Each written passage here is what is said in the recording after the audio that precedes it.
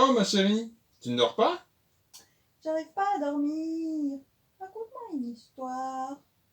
Encore tes insomnies? Tu veux que je te raconte l'histoire de la chinoise dans l'hôtel?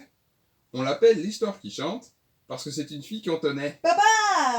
Raconte-moi l'histoire des attentats. Oh, encore? Mais je te l'ai déjà raconté 10 fois. Mais j'aime bien. Moi aussi, plus tard, je veux devenir une visagiste. Une jazziste, chérie. Bon, si tu insistes. Ah, C'était en 2001, au début du mois de septembre. C'est aussi à ce moment-là que j'ai rencontré ta mère. Mayday, Mayday! On a besoin d'aide! Je répète, on va se cracher sur les deux tours! Mais aidez-moi s'il vous plaît! Mais enfin, qu'est-ce que tu racontes? C'est le but de se cracher contre les deux tours. C'est pour ça qu'on s'est entraîné pendant 6 mois et qu'on n'a pas trop attaqué l'atterrissage. C'est un attentat terroriste qu'on fait, hein, là. Ah oui, juste.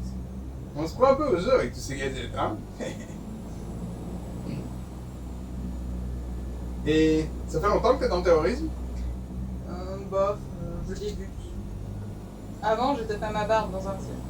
Mais les mœurs ont changé. C'est passé de mode et je me suis recyclée. Du coup, quand j'ai vu l'annonce d'Al-Qaïda, qu'ils engageaient des barbus, je me suis dit, c'est peut-être ma chance. Oui, moi aussi. Au début, je cherchais un sens à ma vie. Une raison à mon existence. J'avais tellement de questions, des pourquoi qui restaient sans réponse. Ah, et c'est là que tu t'es tourné vers Dieu. Vers qui? Non. Je devais remplacer un pote pour les examens d'entrée au djihadisme d'aviation. Il était nul en maths. Et on avait tous les deux des labradors qui se ressemblaient comme deux peluches, alors...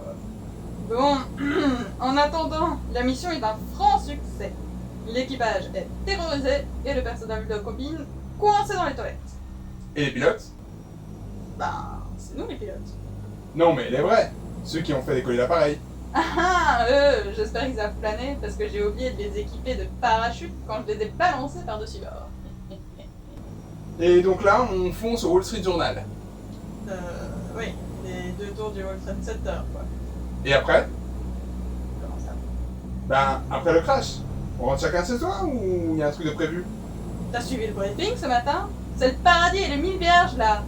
Juste! Les 1000 vierges!